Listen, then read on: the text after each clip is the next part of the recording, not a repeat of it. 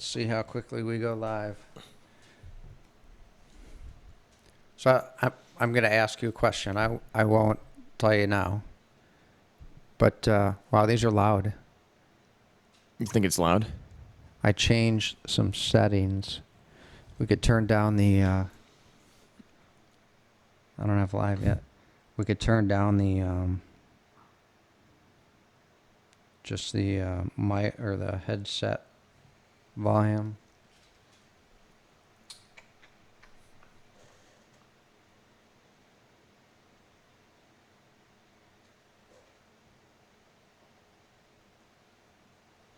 How's that? Nice. Check. Is that better? Oh, yeah. Yes, a little Yeah. better. Come on, show me live. Show me live.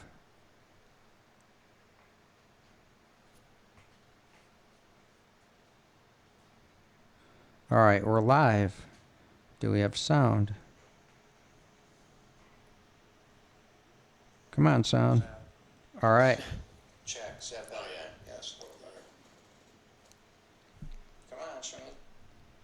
All right, and we are going. Going and gone. Oh, what just happened? Ah. I picked the wrong one.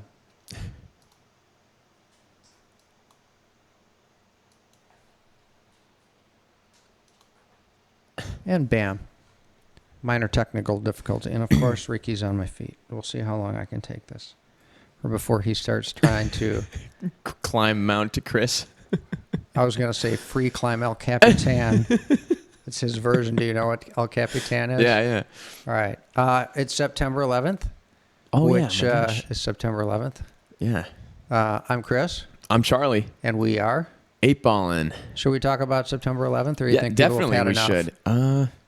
Well, now that you said that, I'm actually doubting myself. I think that... Well, we're going to have a different take on Right. everything else. I think we should honor it, and I don't know what your stance on it is. I know that lots of people out there like to discuss the conspiracy part of it. Oh, government intervention. I don't know how you feel about that, but to me that's distraction. It's like Yeah, I've never thought about any conspiracy theory involved with it. There's conspiracy theorists about that? Yeah, you know what? I guess I was aware of it. Like the building fell too perfectly. It was a controlled implosion. Blah blah blah. the thing in high school everyone used to always say is jet fuel can't melt steel beams. And now watch, we're gonna get all the crazy conspiracy theorists on us bitching about how we're deniers or whatever. But You know what I say? Fuck them. fuck them. Damn. Yeah. Anyway. Yeah, I just think that always diminishes what really happened, too. You're like, oh, the government was doing this to kill Americans. Yeah, I mean, to the Yeah. extent they get attention, it diminishes whatever. Yeah. I don't want to go tangential. If we're going to talk about it, you should take the lead, because I was 4 years old when that happened. Oh, I remember that day very, very, very well. Yeah, and everyone, yeah. Back then, I was running my own business, and so I'd get up a little bit later. I'd get ready slower. So it started to happen. Then I was like, fuck it. This is going on. I stayed home, and I was watching it, and I've heard this from numbers of people. So you're watching all this shit going on TV, and then when the second plane flew through the second tower, you're like, wait, is that a replay? And you're like, holy shit, this is happening live. Yeah. And that was at, I want to guess, around 11 a.m. The whole thing was surreal. That's the kind of feeling I get watching just, replays of it, is like, that fucking happened, and you don't even, I can't even fathom what it meant. Like those images, my brain's processing it as a thing. I understand what's physically going on, but I don't really understand the gravity of how intense of an event that was. The first day was just bizarre. Yeah. And like even the next day and ensuing days, because it was the first time, and we were so far removed from anything happening in terms of, and I'm not going to say war, but I guess war, people dying, like American what's the word I'm looking for? Into civilian casualties. So Yeah. part of, something. And it was the first time, any American died as a result of an attack on American soil.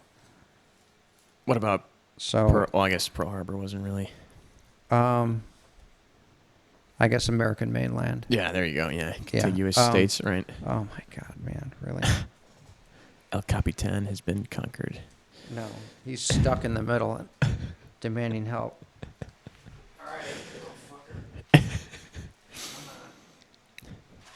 We're having a new guest today. Join us, Little Fucker, also known as Ricky. AKA Ricky. He's curious today. Yeah. What's going on? Now he's going to bug me for a couple minutes. Anyway, 3,000 people died, which was awful.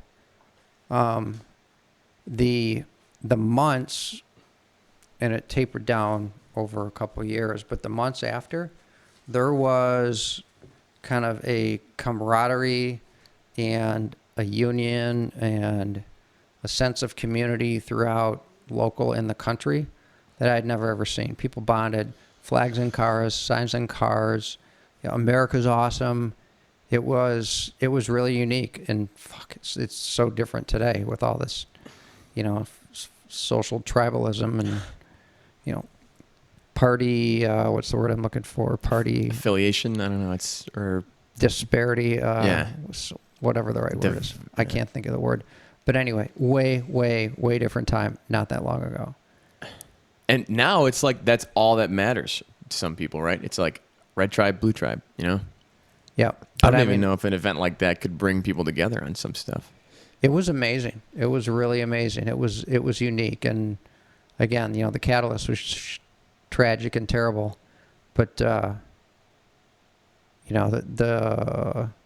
patriotism that it really brought out kind of a unified America for a period that didn't last. Nothing lasts forever. So Right.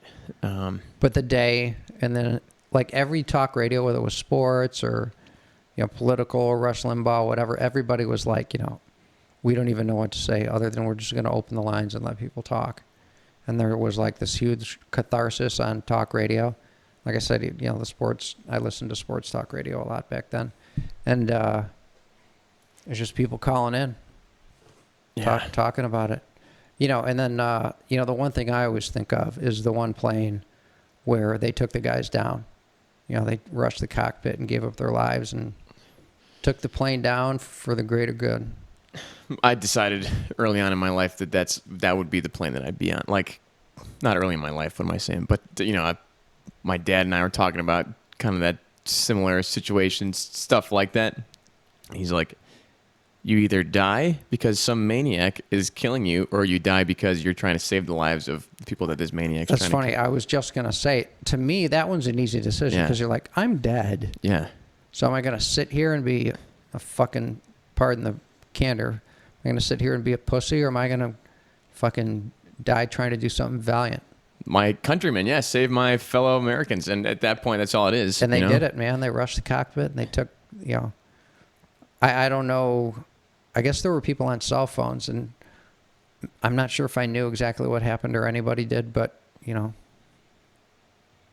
they took those guys down. Crashed in a field, I think in Pennsylvania. That's a heroic story. It was a heroic story. So that's 9/11. Yeah. Yeah. Bizarre day. Yeah. It's just sad. I don't know. I read something this morning. We can jump after this. It was, I hadn't left for work yet. And it was like, this many people went to bed to do this, like to get up for work, and this many first responders, went to bed to get up to do their shift and, like all that stuff. And it's like, you really just have no freaking idea. That's the scariest part of it to me. Absolute shock of it. A guy, I would say a friend, not a close friend, but a friend and a fraternity brother. He worked in the second tower. Oh, I know this story. Yeah, he was evacuated in the tower. And they're like, you know what? It's all clear. We're good. We're back, safe. right. And he was like, fuck that. I'm out of here. He went home and he lived. Yeah. And I'm sure he doesn't regret that, obviously, but it is must be a weird feeling. I'm sure. Yeah. I'm sure. Yeah, Uh, I'm sure. And there's still, I guess they on the news tonight. I watched the news. I broke down. Wanted to see if anything relevant was going on. I'm gonna do one little quick news rant. No, go for it. And 33,000 people are still sick. First responders. From sifting through. Like there were guys. I guess I probably knew it at the time again, but there were guys who spent months there sifting through, Wow. literally picking like they'd find a finger and send it for DNA testing, because there were so many people missing. Yeah. Months and months they sifted through that rubble. What the hell was that like in New York? Oh, it had to be bizarre. I've heard people talk about like the smell. That never even crossed my mind. Like the unseen factor. Yeah. Oh man. Anyway, and I know this is kind of a down way to start the episode, but I'm all kind of getting on this positivity kick. So even though it was a sad thing, I don't want this show to be sad. Yeah, no. It's positivity, right? It's a unique day. Put a nice spin on it. We've got the show on September 11th, so Yeah, right. it's good to acknowledge history. I agree. And that was a big day in America. So my rant. So are you aware that Trump was going to have some leaders from the Taliban Yes. from Afghanistan at Camp David? Right. And then there was a car bombing and he canceled it? I was unaware of that part. Yeah. So there was a car bombing. Taliban claimed the car bombing. 5 or 6 people died. And one was either an American or a soldier. It might have been a soldier. Anyway, so Trump canceled it. He said it wouldn't, after that, he's not hosting them. And so I'm reasonably sure that's how it came out. So then he got attacked by the fucking news. He's meeting with the Taliban at Camp David. How inappropriate is that? How do you end conflict? Conflict resolution. By sitting down Right. and fucking coming to an accord and signing a treaty. At a pool table. Yeah. Yeah. Right. You don't like in the middle of the battle in the desert, all of a sudden the leaders don't show up. Right? Donald Trump fucking paratroops down. Ta-da! We're ready for a conversation. Right, step. Yeah, right. And where are you going to meet? Camp David is traditionally where, people come and, it's kind of a known neutral site. So whatever. Fucking press. Right. I didn't think about that. Like, if you're going to have conflict resolution, there has to actually be resolution. It can't just be like, we're good. Leaders sit down and say, here's Yeah. how we're going to solve it. And they fucking sign treaties or whatever other contract they're going to, but generally it's a treaty. Right. What was it like? And with, you don't do it. You don't say, you know what? Stop, ceasefire. Let's sit down right now in the middle of the fucking battlefield. No, the leaders get together, someplace non-battlefield and talk and resolve. There's usually an exchange of swords. No. They might have a thumb war. Right. Hey, win. Yeah, like North Korea, that war really only ended, like legally speaking, just when this last thing was going on. Well, I think technically it's unresolved. Right. Unresolved. It's like, they're like, yeah, we ended the Korean War finally. Like it just 70 kinda left. years. Yeah, or whatever Sure. it was. 50 years or something like that, 60 years. But that was interesting to me. There's like all this time they're just like at war, but it's like Cold War. You know? And technically, I believe it was and is referred to as a police action. Oh, okay. I don't think we ever actually declared war. Oh, it was just like, we're doing this. Fuck you, Congress. Yeah. I can't. Yeah, you don't know. I enough, might have but- already said something incorrect. Right. So, but I remember it being called a police action, and I'm surmising it was never technically a war. But that I always think of like just like verbiage specifically. Like was Kennedy called the blockade on Cuba? He said we'll call it a quarantine, and it's like that's just like you're just using words to change what really is going on. Yeah, but yeah. So to declare war, That actually requires Congress. Yeah. So Yeah. there's probably Fair some of enough. that going Right. on. Anyway, so that's my little tangent, news yeah. rant. Like, really, it's inappropriate to meet and discuss. And the Peace fact is that inappropriate, guys. Yeah. yeah. So where are you going to do it? Oh, wait, we talked about this. How the news is all up in arms, like always, like in favor of war. Yeah, you're right. Yeah, we did talk about this on an episode. So there you go. It's just more proof. It's like you're gonna end. Yeah. Well, it just bothered me. They're bringing the Taliban to Camp David. So what? Go to Trump Tower in Russia, right? You'd smoke them for that. Have some hookers come and provide golden showers for everybody on the house. Go, go to Jersey. Hey, let's go to Vegas. Let's do it in Vegas. We'll play some, High we'll play some cards. Yeah. Shoot some craps. And there's nothing like a craps table to bring peace about. Yeah. Whatever. Viva. Whatever. Yeah. So Charlie and I didn't have much show prep, and I said, "What do you think about talking about religion?" So I'm in. I have a question, maybe a way to kick it off. And part of this is, for the second time, I watched a podcast of two intellectuals going at it. One is an atheist, and the other is kind of, I guess he is religious. And they were talking about, the theme was kind of like morality, and does there need to be a God upon which to base morality? And I told you, you've heard of PragerU, Yeah. and occasionally I'll listen to Dennis Prager. He's a pretty interesting guy, Yeah. pretty middle of the road for a guy who claims to be conservative, but he's Jewish. He's very religious, and he's like, without religion, morality can't exist, and I think that's total horseshit. So that This might not be an interesting episode because I'm inclined to agree with you on that. But the thing I was going to ask you is, in a household that, and I don't know, maybe this was resolved before you were of an age that it had a potentially Catholic theme to it, Oh yeah. Yeah. and that kind of went away. Yeah. And I don't know the details of that. And I don't either, but I kind of brought it back for myself. I gotta Really? be honest. You can finish asking your question. No, I just wondered. If you had any insight, I was curious because I know your family. Yeah, I kind of know the story. My dad is, I think, Scottish, so what, Presbyterian or That'd be Presbyterian. yeah. So and then my mom, obviously the Italian, Catholic, whatever. My grandma actually Polish.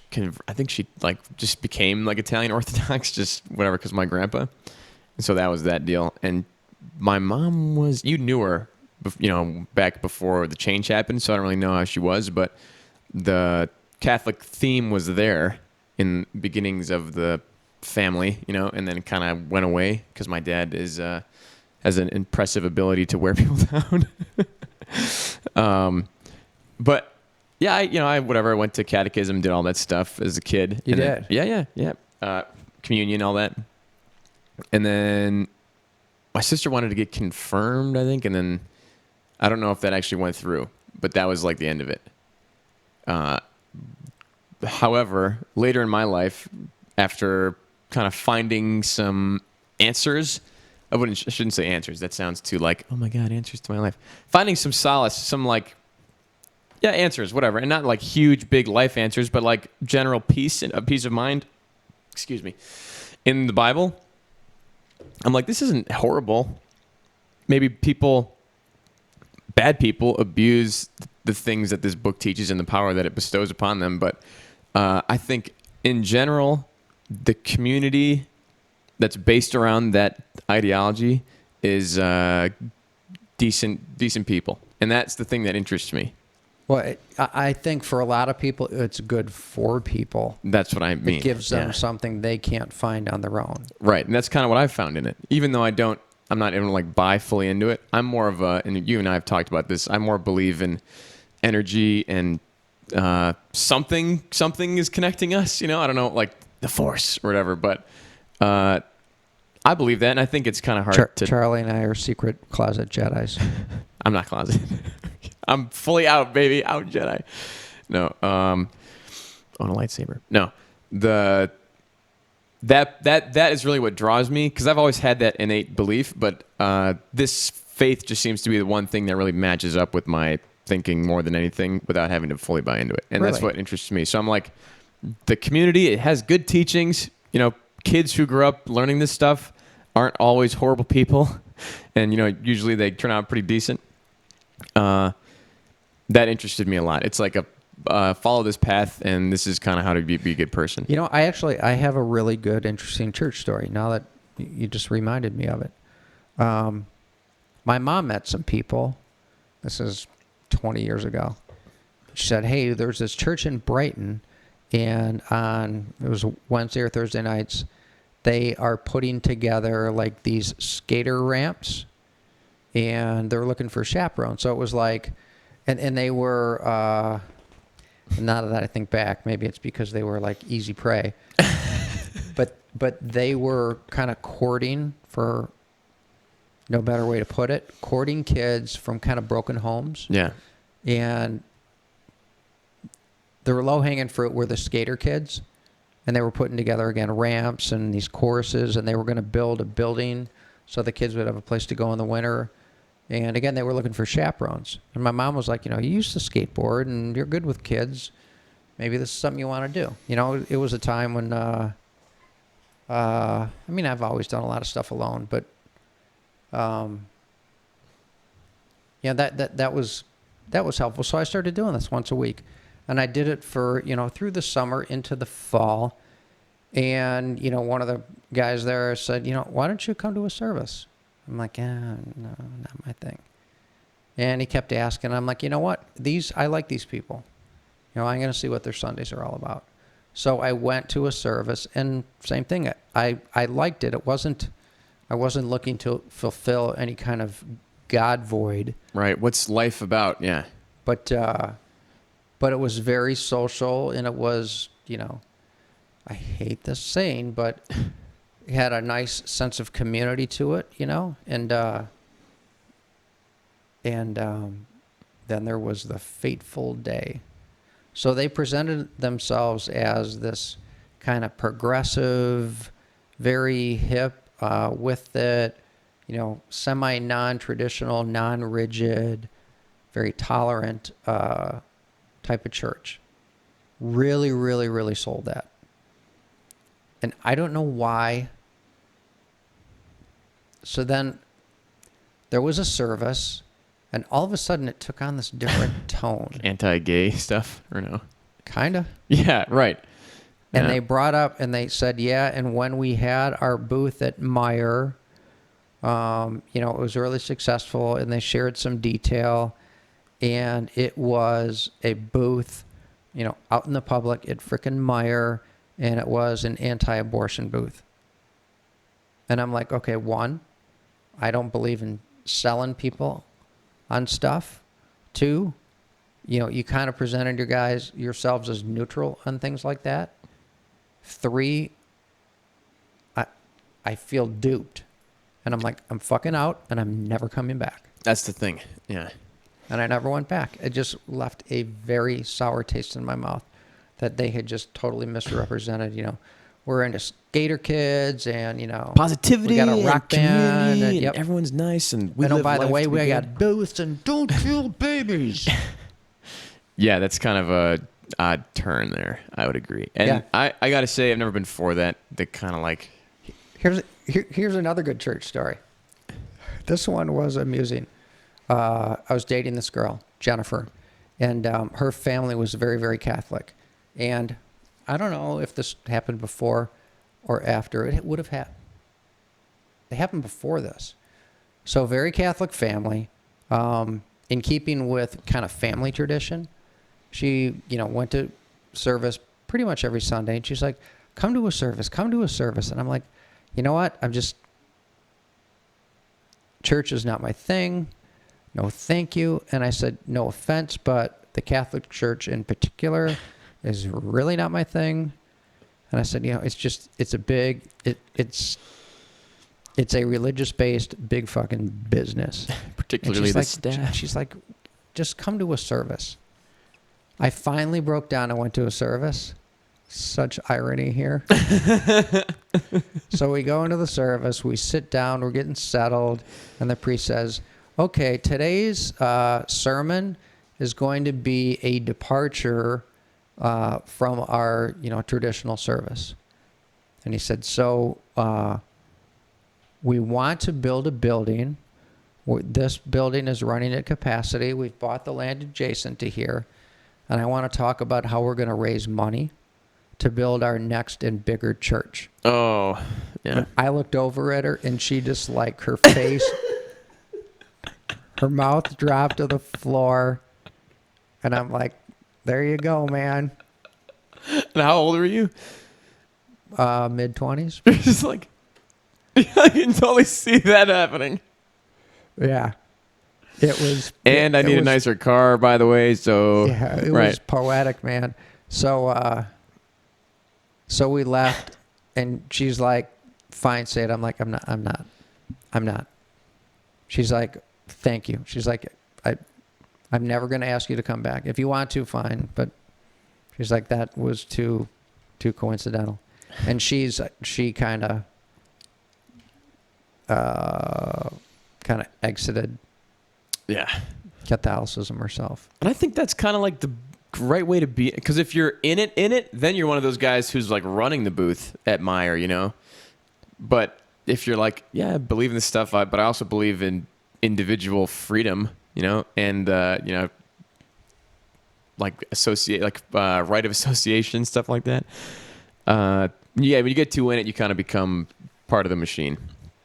Well, yeah, and you and I have had this conversation, but there's people who need that or something like that, and there are certainly worse places to get it. Yeah. And it doesn't have to be Christianity. I mean, it can be whatever. Literally, Jedi, like we were joking about. Literally, Jedi is a religion. Yeah. 70,000 practicing members in the United States. How many? I wonder, practicing Wiccan are there, and what their deal I is? see enough of those fucking bumper stickers. God, Yeah. I'm a witch. I'm like, really? Are you? Do something. All right, witch. Turn me into a newt. You turn me into a newt. I'll call Turn me into a Betta. newt. Yeah, Do it. Turn yeah. me into a newt. I'll Come on. and I'll even live my life as a newt if you can do that. Right. And yeah. I dare you. I dare you. Oh, now we're like blaspheming Wiccan. Jeez. Yeah. Sorry. Yikes. Whoops. Yeah, if you and I find ourselves in slime tomorrow, like with monosyllabic communications, Monosyllabic. we'll know that one of our 20 to 50 viewers are Where we talk all in rhymes. right. Is a Wiccan we pissed off. Hey, I got a career. Come on, think about that. No, before you actually, fuck me over. I was complimented. Like, hey man, find your thing, a thing. Oh, no. I meant like Wiccans don't turn me into a newt. I have bigger problems to worry about. What are the bumper stickers? It just says like Wiccan on it. It's like literally it just says Wiccan. I see a Really? shitload of those. I thought there was a logo.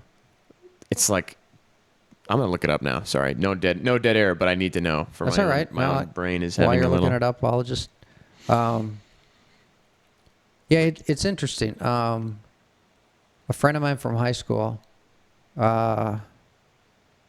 she moved off the mainland, and I think she's in some kind of spiritual,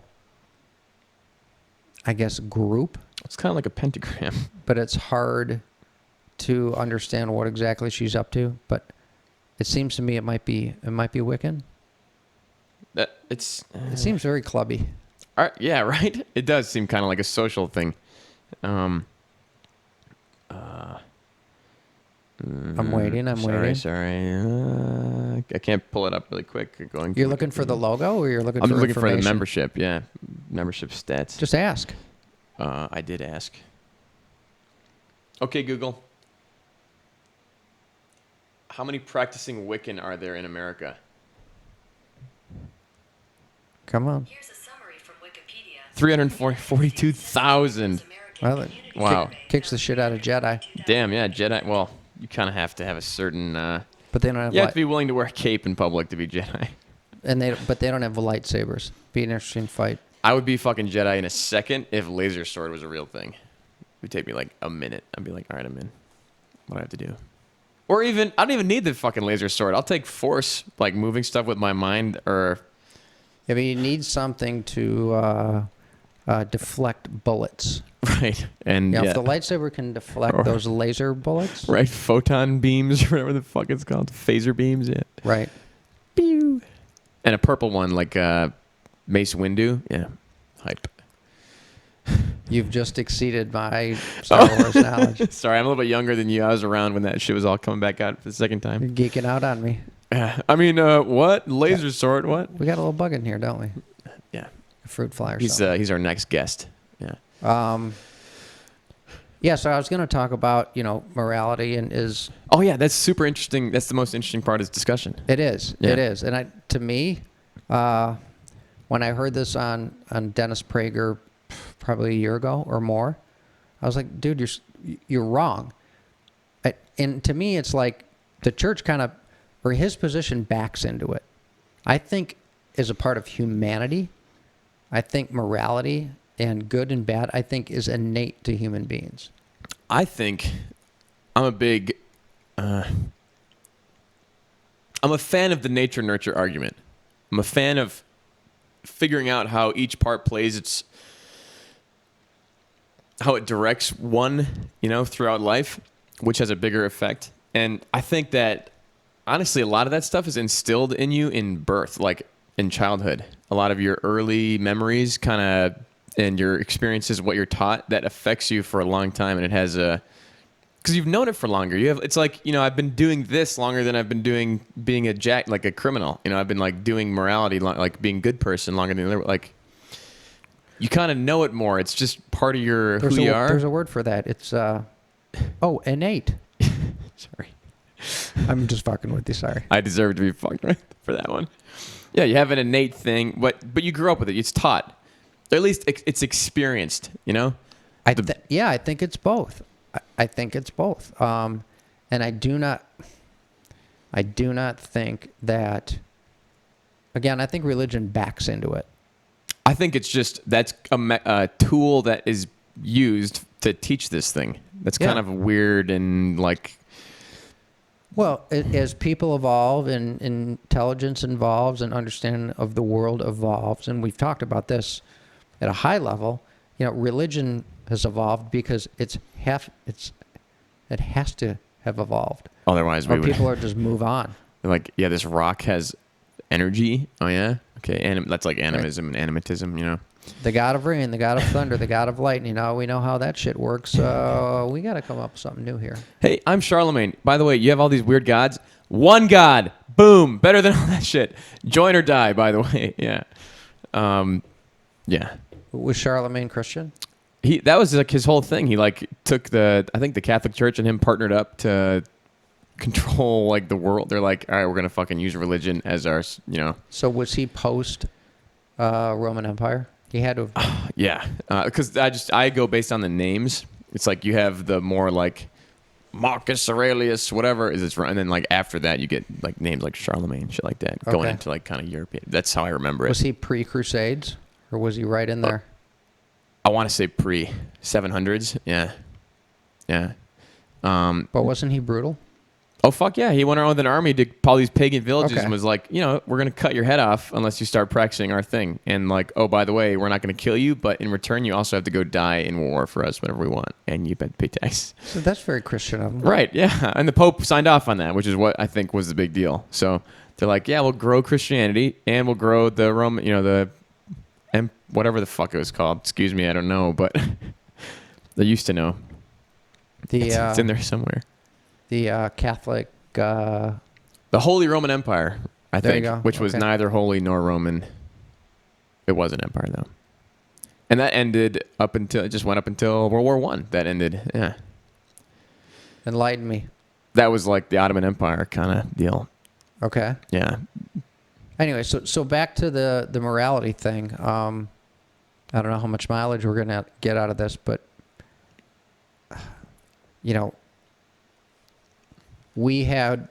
we were members of the Presbyterian Church just up the road from here. Where 11 Mile ends. Yeah. There's a church there. That was Yeah. a lot of people in our neighborhood went to that church, and It's pretty big. It is. And what was my point? Oh, just My brother got confirmed in the church. I didn't. You know, we never were regular attendees of any kind of Sunday service. Yeah. But, you know, I've always felt a connection to right and wrong and trying to do what's good and, you know, what's righteous and right. And without any huge formal connection to God or any kind of vehicle to God. I'm going to share a pretty personal aspect of my life, at least in terms of the way that I think, which I think is the most personal thing that I could possibly share to anybody. Everything else is just physical. For me, that whole morality, righteousness, and what's right and all that stuff didn't become clear until I experienced consequence, you know? So it's like, this is what the fuck you have to deal with. And not only to deal with other people having an opinion on your actions, but you go home later and you look yourself in the mirror, metaphorically speaking, and you say, holy shit, I'm a piece of garbage. Like, do I want to be like that? Fuck no. That's like, you know, they say having a grudge is letting someone live in your head rent free. It's like you're living in your own head with the same rent free grudge. It's just you, which is weird. Or morality. It's a fucking weird feeling. That's an interesting analogy. I've never heard that before. What the? Letting somebody live in your head rent free. Yeah, it's just like, they're fucking, yeah. You know, it's like you're making just like ruining your mood for no reason. They're not even near you. They just exist. You know, that's fucking bugging you that much. That stuff is ridiculous. And that's what that was like for me.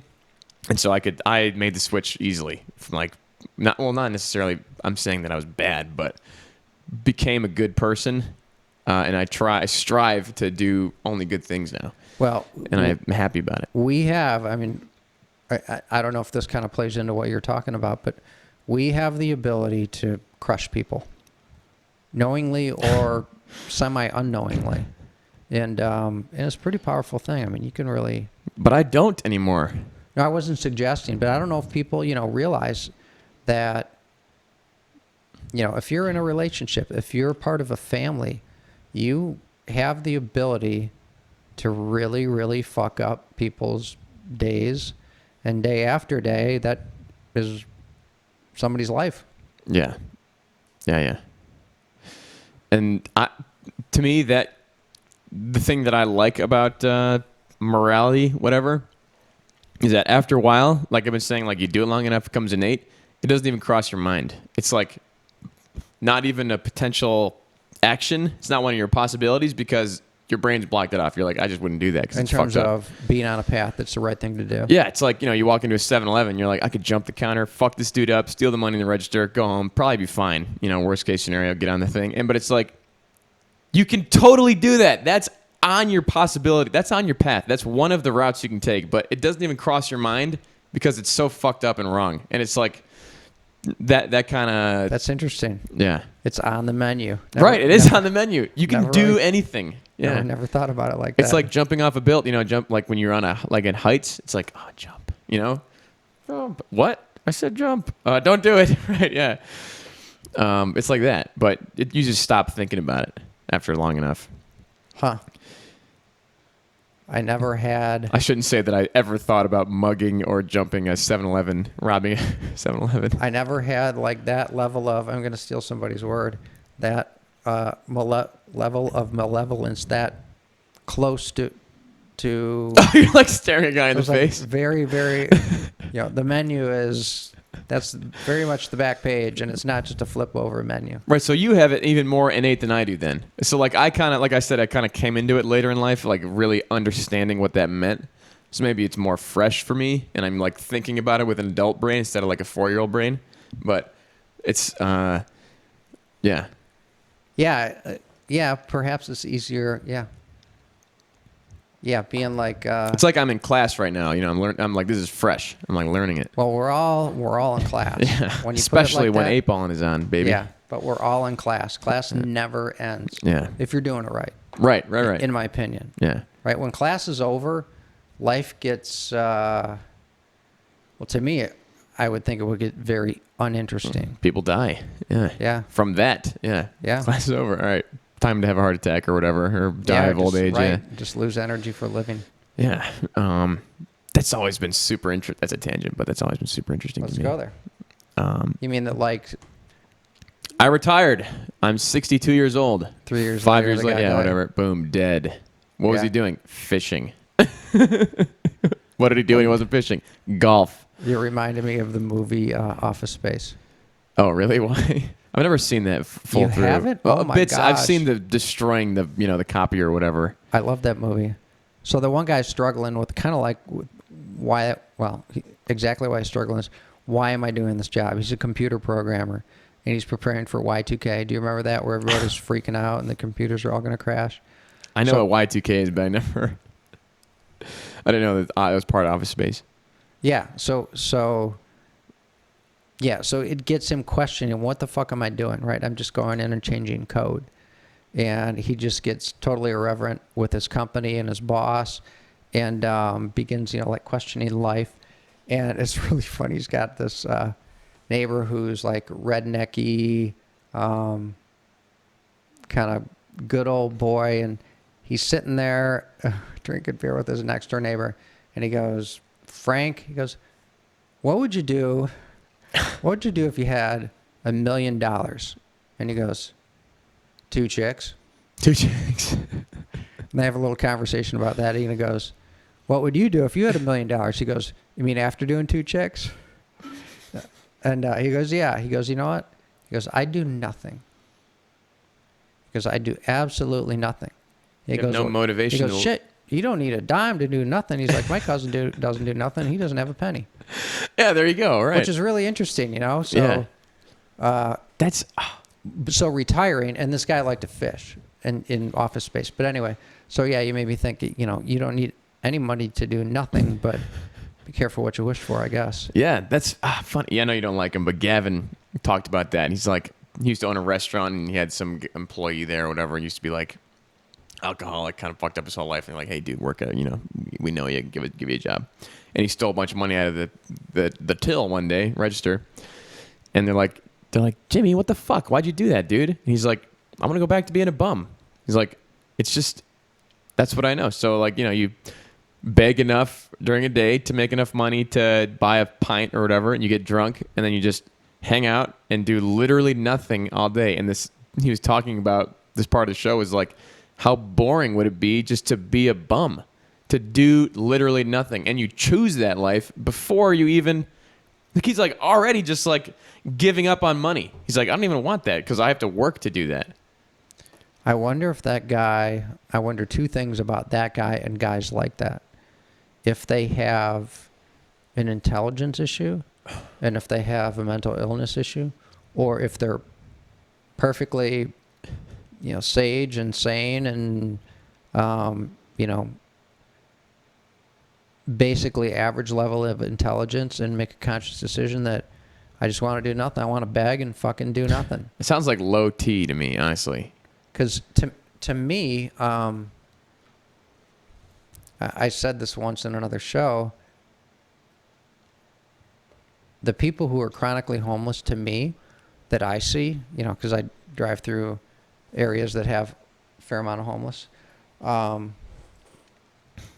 and just paying attention, it seems like those people are mentally and or emotionally disconnected. Maybe emotionally, but I just said that I think it's low T. You know what I mean? Like, I think that testosterone plays a big part in, at least when you're a guy, like your get up and go. And if you don't fucking have that, what's the easiest thing to do in a day? Literally nothing. Shower? Nope. Brush your teeth? Why bother? Own a toothbrush? No thanks. You got to work to do that. So at some point, if you just have literally no motivation, you're going to follow the path of water. You're just going to go path of least resistance. What, when you say low T, are you speaking like totally literally or Literally. metaphorically? Or both, whatever. Like literally, or 'Cause something else might cause that. I think your brain, and particularly if you're like, had something happen, you're super high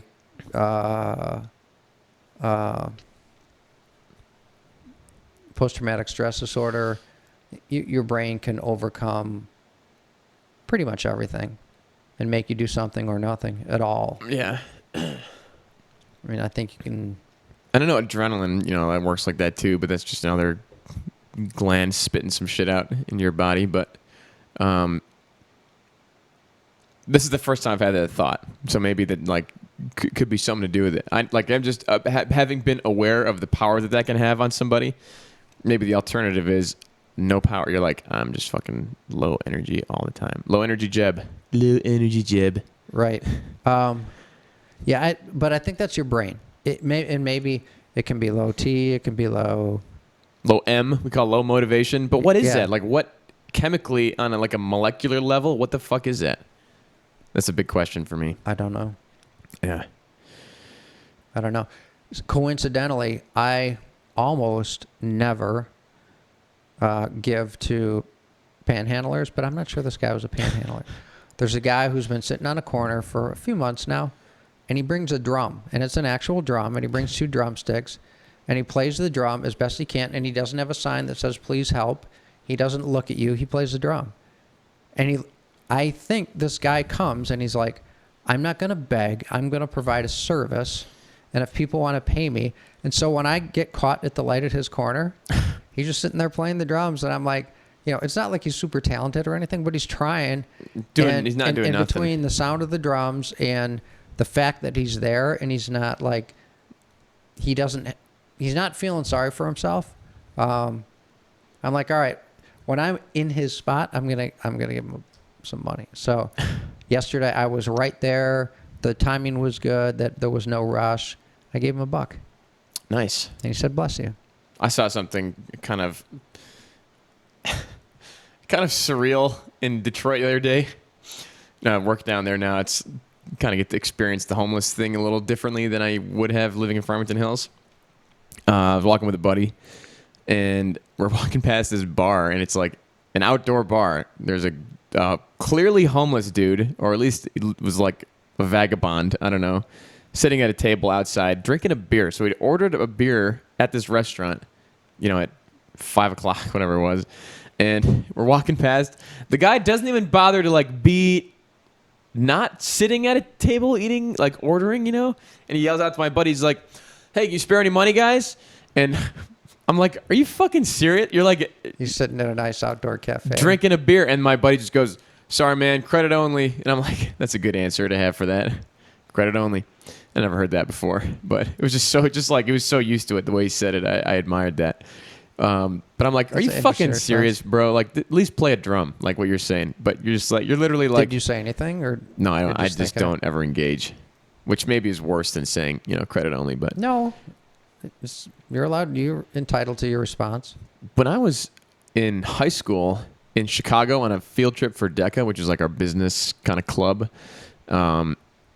I was in Chicago with a bunch of my buddies. We were there for a weekend trip, whatever. And it was during the middle portion of the thing. We were shopping, kind of away from chaperones. Some huge dude, like a not small man, could easily fuck up a bunch of high schoolers, followed one of my friends into a Macy's to be like, you're a piece of shit because you're not giving me money. And I was like, who the fuck are you? I'm like, no, there's no guard here who's going to bust you upside the head with a baton because you're doing this either. I'm like, well, you're basically robbing me at this point. Yeah. Especially a kid. A friend and I were having lunch one day in what was technically Eastern Market, the first corner of it. So we're right on the corner of Mac and whatever the first street is there, and there's this little bakery. There's a few tables outside, so we're sitting outside on a summer day, and this woman yells at us from the sidewalk, which is probably 30 to 50 yards away. And she's like, hey, hey. She's like, give me some money. And we're like, I'll suck your dick. Name that movie. I don't know the movie. Don't be a menace. Sorry, I had to do it. You're making me think of My Own Private Idaho. But anyway, and we're like, and there's the little, it's a fenced in courtyard. And we were kind of like, I don't even know if we said anything, but our body language was like, Like, logistically, this doesn't even work. Like, what the fuck are you thinking? And then she starts yelling at us, you white motherfuckers. And we're like, holy shit. Wow, that was cool. That came in through the headphones. Yeah. We got a nice little thunderstorm going on in Farmington Hills. So, wow, man, she let us have it, both barrels. Yeah. So some cops saw her yeah. later and You motherfuckers. And she went on for probably 30 seconds, then went on her way. At that same place, and I don't know if it was the same day, I'm getting in my car, and I'm taking my chair apart. I'm sitting side saddle in the car, taking my wheelchair apart, and a guy walks right up to me. And he's like, hey, can you spare any money?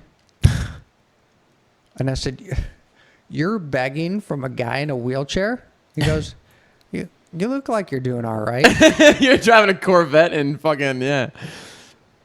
And I was just like, I said, man, I'm in the middle of something. Not today, bud. Literally something is going on. Like, Yeah. Yeah. But do you remember? But his response almost impressed me. Like, he actually had a coherent response. That was like a sane person would say that, not some crazy fucking, Yeah. give me your money, white motherfucker. Yeah, like, you know, some, I feel like you just lose your mind, right? Doing that all day. But the guy's like, I mean, you seem like you're doing all right. He's Yeah. like, actually, you know what? That's actually a fair answer. Here's $5. Thanks, man. All right, Right. see ya. Take it easy. I did Enjoy some the Big Mac. deductive reasoning. Yeah, right. Yeah. Do you remember when you and I were kind of like convoying in the Corvette somewhere? We were like going to get one of them fixed, and so I Yes. followed you in the other Yep, one, and yep. that woman kind of like catcalled you. Yes. To me, that was a very, very beggy vibe, but like in a mating sort of way. You know what I mean? Yes. I would agree with that Oh, okay. very good. accurately. Okay. Yeah, and I was like, I've never seen that before. It was interesting. She was like, I got something to offer. You got something to offer too. What's up? Get at me. That's exactly what happened. And I was like, No doubt. I didn't realize it until I just thought about that, but that was interesting. I don't know. Yes, that was an offer for a business transaction. Yeah. Basically. Yeah. But we kind of just jumped over that for the audience. But Wow, it whatever. started raining hard. Yeah, it's really coming down. That's cool. Yeah. Chris and I were driving somewhere and at a red light. I mean, it's two Corvettes. Some woman like leans outside of her car and is like basically like catcalling him. Basically, that's what's going on. But That's exactly what was going yeah, on. yeah. And I was like, what the fuck? Like, what? Is she just trying to get his attention? Like, she want to race him? And then I didn't No, realize. she wanted to hook up. Yeah, right, right. And I'm like, and you're like, still got it. Yeah, right. Cool guy beard. That was when you just started going beard, I think. Was it? Yeah, because you were all excited about it. I wouldn't say excited, but Well, yeah. Yeah, well, I did have 20 years on her, so. yeah. Well, there you go. That is. Yeah. Well, I don't mean excited about that interaction. I mean excited about the beard. Oh. Yeah. Anyway. Yeah, I'm thinking about shaving it off. Really? I was thinking this is too much for me. I gotta shave this. I like to just be like clean. You know the main thing? Looks So when I more- look at these podcasts, I'm like, man, that makes me look old. That's what it does. Number one. Yeah. You should definitely give your hair a little bit of a something that'll make you look younger too. Nah.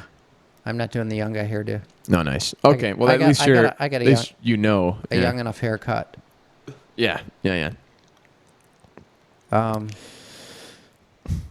What else we're gonna talk about? Did we jump out of the morality thing too soon? I think we gave like 25 minutes to that. don't know. What time did we start? 8:15 maybe, and it's almost 9:15. Are we running out of juice? Should we call it? I'm having fun. I'm enjoying myself. We don't have to call yet. Okay. What? Mafia? Mafia. No. Yes. No.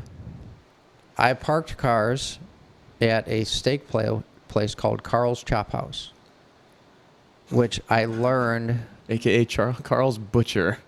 it was a speakeasy back in the day. And Carl Rosenfeld was a member of the Purple Gang. Oh yeah. And I bought a book on the Purple Gang, and I scanned it just trying to find his name.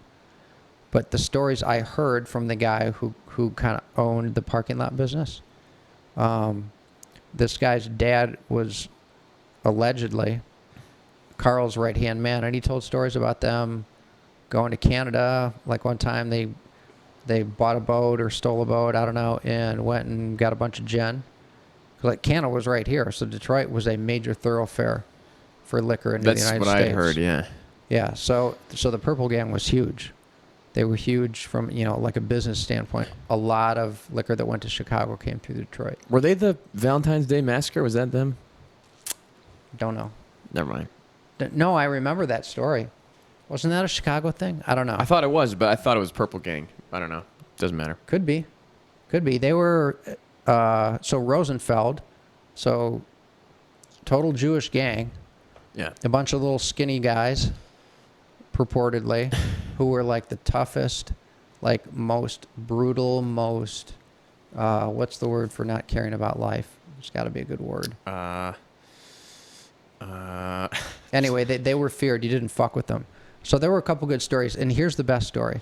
So one time, the feds had something on Al Capone, and they really wanted the Purple Gang because they're like, if we cut off that vein, then we've really Singled them out. well, we've made a huge dent in the other, criminals' abilities to be criminals. No, Sokostra. So they said, we want you to bring the Purple Gang in here, set them up, bring in a huge load. We want them. So you give us them, and, you live to sell booze another day. Yeah. Somehow the Purple Gang got wind of this. And Carl said, all right, fill up a bunch of barrels with water. Send them in on the trucks, and bring them their load. So they sent in the barrels. Al Capone's there. Feds show up. They're like, you're all under arrest. They're like, we haven't broken any crimes. For what? They're like, well, all the gin on that truck, that's pretty illegal there. Gin? That's water. So a guy, like, check it out. Guy takes a hatchet, breaks a barrel, water comes out. Takes another hatchet, breaks a barrel, water comes out. They're like, fuck. Al Capone is there. Right? An hour later, Carl never he never was on the front end of the business. He went to Chicago, and horse-drawn carriages, they brought in all the gin that they had agreed to, like an hour, so the feds are gone. Carl walks up, puts a gun to Al Capone's head, says, give me my money or fucking die. And Carl never went on runs. Wow. Jesus Christ. And I would see this rickety old man come in like once every week or two in like this mid-60s Jag that he'd driven forever. And I mean, he was old and rickety. And that was the best of the stories. But there were all these stories that we would get told. And it was just, there was something very kind of romantic about seeing this guy. And That's what I was saying, like, earlier in the green room, about the romantic aspect of it. yeah. Something about it. Give me my money or fucking die. And it's like, that's kind of a business transaction, too. Oh, it for sure was. Right. So it's like, just because we're operating outside of the law, you shouldn't really expect me to not try to obtain my reconveyance or my remittance through means outside of Sure. law. That's interesting. I've always liked that. I fucking love mob movies. Well, to your point, I mean, you take any gang in Detroit or any big city that's selling drugs and making lots of money. I mean, these are very enterprising individuals. These are guys who are working hard. There's just, I mean, they're hugely breaking the law, probably, crushing some people who get in their way. But it's drug dealers are hardworking businessmen. Isn't there something even in the beginning of Goodfellas? That's how he starts it off. He's kind of like, he talks about like how there's something about that lifestyle that he's like, it just fucking had my eye. Like, he's like, there's something about it that I always wanted to do that. I haven't seen that movie in You so be long. be a gangster and like, be like a rich gangster and fucking no one steps up to it. Made man, right? Was Goodfellas the one where Ray Liotta married that one girl, and early when they were dating, they went in through the back of a restaurant, Yeah. and she's like, "Why do you go in the back of a restaurant?" Because that's the way you go. I think he says something more casual than that. It's more slick. Oh, for sure, it was more slick. Yeah, He's like, I've only seen it once. He's like, it was a good line too. He's like, oh, I like coming in this way or something like that, you know? But whatever. Yeah, well, the message was like regular people go in the front door. Right. I'm not regular people. But it was smooth and it didn't come out. It was good. It's Yeah. like bringing the fucking table to him and he's like tipping people $100 bills, whatever. Goddamn. That's our guest. I don't know. I was asking Chris about it earlier before we started the show. I was like, I don't know. That stuff's always interested me. Having the one Italian mobster grandpa. stuff? Oh, yeah. Yeah, that was brief. That was a brief conversation. But yeah. Anyway, Carl Rosenfeld. Yeah, there were stories about, like Give I me said, my a money or boat fucking and die. jumping out of the boat and swimming back to shore, and there were good stories. I've forgotten most of them. I should have written them down. That's the stuff that's worth writing down. Not too late. Yeah. Oh, I remember two stories: the boat, and the gin on the horse-drawn carriages. Have you ever thought about keeping a journal? I've been thinking about that a lot lately. I used to, but I thought more about like cue cards and like those big black paper clips. sure. So you could have like thoughts on religion, thoughts on this, thoughts on that. Because a journal, would to me just be this like this mishmash of random thoughts that No, you're right. But now could never with- reference back. I mean, a journal as in what it is, not necessarily the form in which it's kept. I You know, mean, like I have this thing. I get these thoughts. I can't control 'em. Yeah. That's from a movie. Oh, can't control. Night Shift. My dad wanted me to tell you something. It's like, Anyway, he carried around a recorder. He goes, I get these ideas. I can't control them. That's why I carry this thing. it's like Michael Scott in The Office. So I do put some stuff into this when I think of it, and I should do more of that. Yeah. It's easy. It's right there. I was just gonna say, like, now with like Google Drive, except for the fact that it's probably accessible by other people other than yourself, and if you're spilling every thought from your head, you want to be a little bit more careful than that. You can just have files. It's like file for this, and then there's even a file within that file for this subject. You can just totally absolute organization, you know. But yeah, But it's unique to you, or it's shared, or it's up to you. no, it's Either unique. way? It's private, but it's just a way that I could keep it, and I can type it out. It's faster. The way that I would like to do it is just so I could remember what I was thinking at the time, at that different time in my life. Can you Hey Google it? Hey Google, what? Can you do Hey Google and just dictate into a folder? Probably, but I wouldn't want that because that all gets logged somewhere. Yeah. And I'm a little bit more honest when I'm talking to myself than when I'm talking to Google. Yeah. You can go in and erase that. Like every night, you could go in and erase that. Oh, you can. Mm-hmm. Oh, wow. I went and looked at it one time. So it shows your voice and all the shit you said, and you can be like, erase it. And I don't know. So to what degree are you erasing it, right? It's like you erased the cache, but the permanent metadata is like in fucking Google Cloud, whatever, you know, and that got logged somewhere in a. Yeah. Well, I think part of the terms when you Hey Google is they say we're going to use this. I think they also, they also, it's matched to your voice. So they could even say, we proved this wasn't just someone using your phone to OK Google. It was like, this is your voice on your phone. Because I just set it up recently on mine.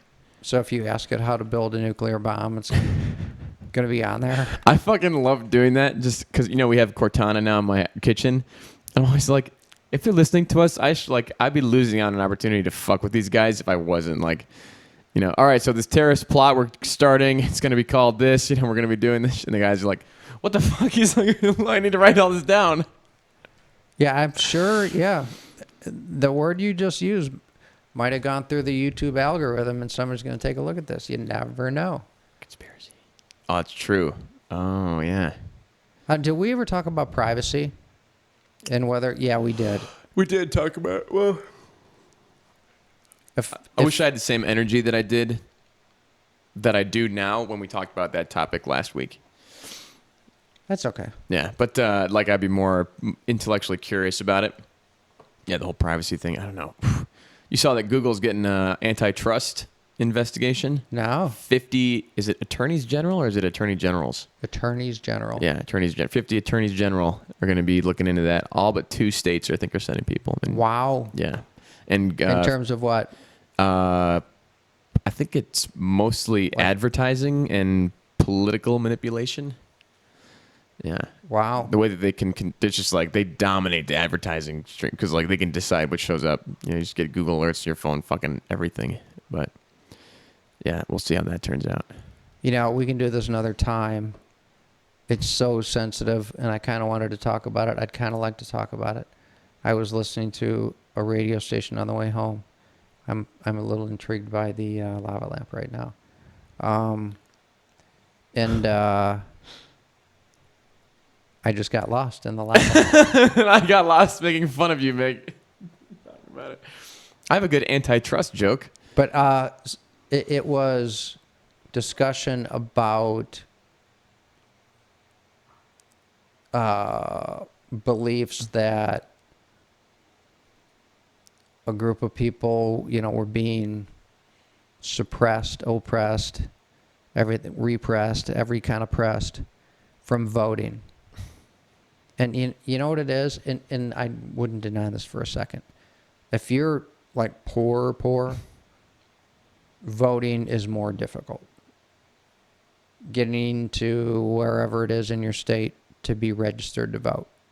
Having the ID you might have to be, if you got nothing, you got no car, you don't even have a bicycle, if you got no way to get there, no way to register to vote, no way to vote, if you're poor, it's legitimately more difficult to vote, period.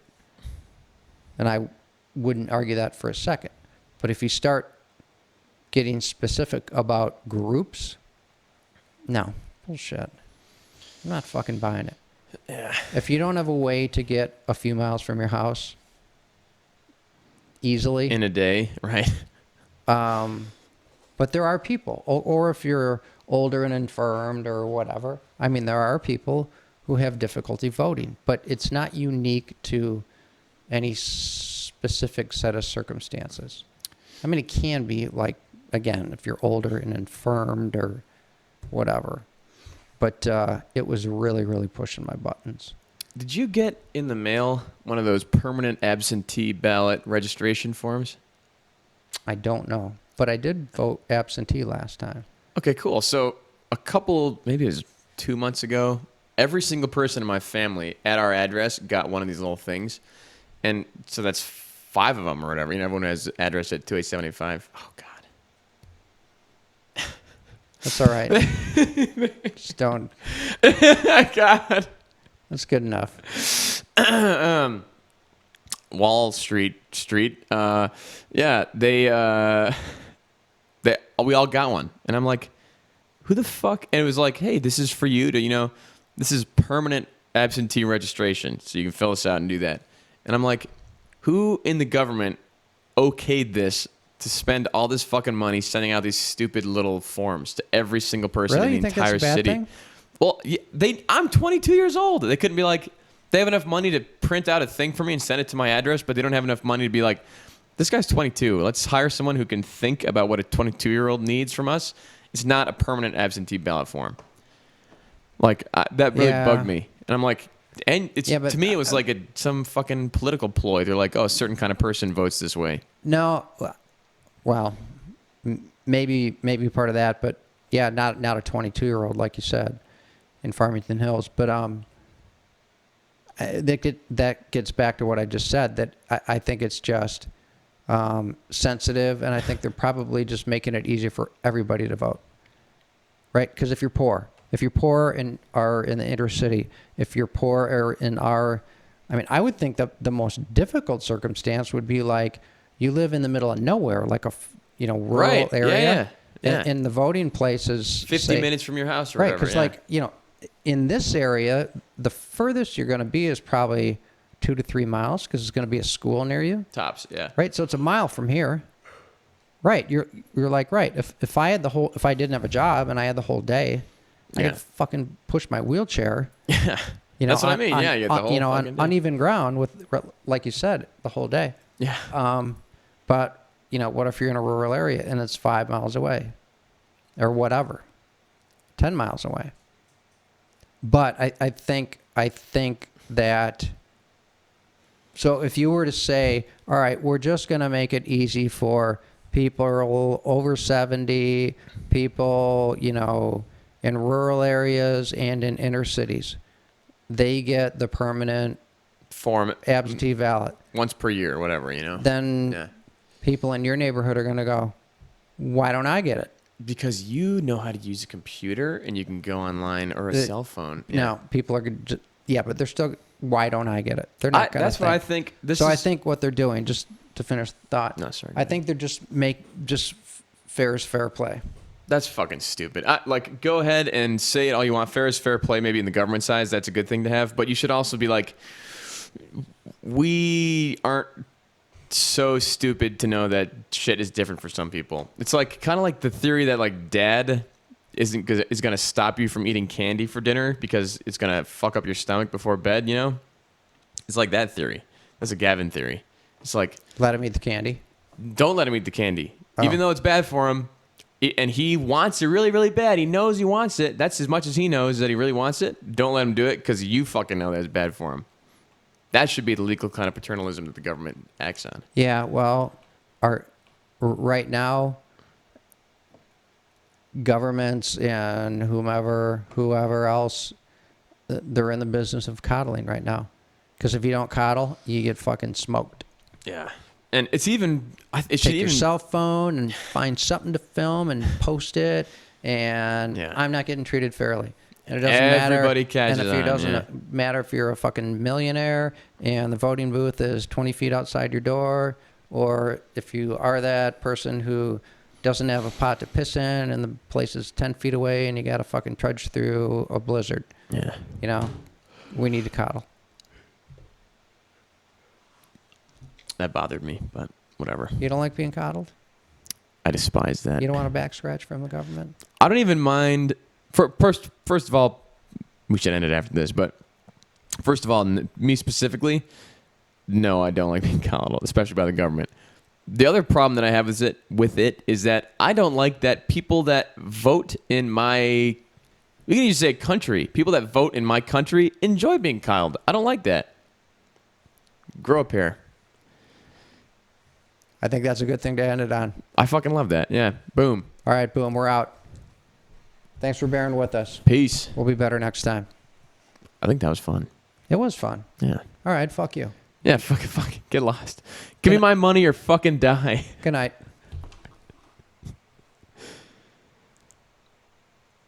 Oh, my screen changed. What the hell's going on? You've just been clicking shit this whole time. I was going to tell you, but you seem like you're enjoying I it. have been. Yeah.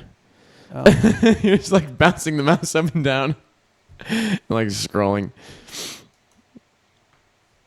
There we go. All right. Once again, sorry.